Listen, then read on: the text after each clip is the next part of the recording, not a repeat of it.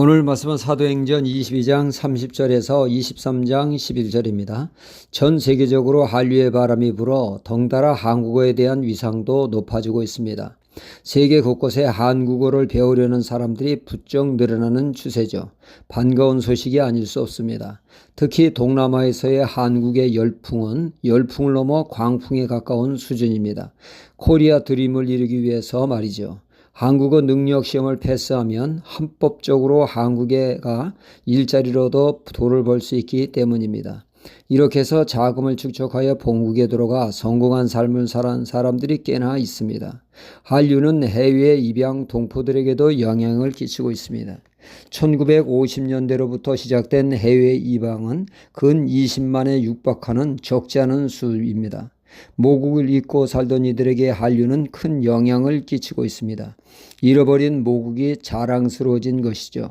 자신의 뿌리가 한국에 있다는 것에 큰 자부심을 갖게 되었고, 여기서 그치는 것이 아니라 한국 국적을 취득하고자 적극 나서고 있다는 것입니다. 한 방송 매체에서는 이러한 흐름에 방송을 내보내기도 했습니다. 한 입양 여성이 프랑스로 입양이 되었습니다. 한류의 영향으로 모국을 자랑스럽게 여기게 되었고 한국 국적을 취득하여 이중 국적자가 되기 원한다는 방송이었습니다. 한국의 위상이 높아지니까 한국 국적 무시 못할 존재가 되었습니다. 어느 탈북자의 증언에 따르면 자신이 북한에서 러시아로 해외 노동에 파견이 되었는데 러시아 식당에 들어가 제일 먼저 음식을 시켰는데 제일 늦게 음식이 나오더랍니다. 한국 사람은 제일 늦게 왔는데 한국 사람에게는 종업원이 깍듯이 인사하며 제일 먼저 주고 북한 사람인 자기는 제일 늦게 줘서 항의를 했더니 종업원이 하는 말이 너도 대접받고자 하거든 한국 사람이 되라 하더랍니다. 못 사는 북한 사람은 사람 취급도 하지 않아 피해를 느꼈다는 것입니다. 한국 여권을 가지고 있어도 많은 혜택을 누린다고 합니다. 한국 국적, 한국 여권, 어느덧 무시 못할 존재가 되었습니다. 사도 바울 당시에 무시 못할 것이 있었는데 그것이 바로 로마 시민권이었죠. 로마 시민권만 가지고 있으면 다양한 그 특권을 누릴 수 있어 그 당시 사람들이 오매불망 원했던 것은 로마 시민권을 획득하는 것이었습니다. 천부장도 로마 시민권을 얻기에 꽤 많은 돈을 투자해 얻었다고 그는 고백하고 있죠. 그런데 놀라운 것은 이 대단한 로마 시민권을 바울은 나면서부터 로마 시민권을 가지고 있었다는 사실입니다. 이는 사도 바울 집안이 대단한 부유한 집안임을 알 수가 있습니다. 사도 바울은 로마 시민권의 혜택을 톡톡히 누리게 되었으며 또한 복음 전파에도 꽤나 긍정적인 요소로 작용하게 되었죠. 천부장도 소요 사태의 주범이라 판단한 바울을 치조하기 위해 그를 결박하여 채찍질하는 고통스러운 신문을 하려 할 때 바울은 자신이 로마 시민권의 소유자임을 밝히고 법적인 절차 없이 함부로 처벌하느냐 하고 따지자 천부장은 바울이 로마 시민권을 가지고 있다는 말에 그는 이를 몹시 두려워하며 신문을 하지 않게 되었고 로마 시민권을 소유한 자에 대한 예우를 하게 되어집니다. 가능 아니면 법적 절차에 따라 하게 되었죠. 법적 보호를 받게 되었고 사도 바울은 이를 통하여 복음을 증거하는 기회로 활용하게 되었던 것입니다.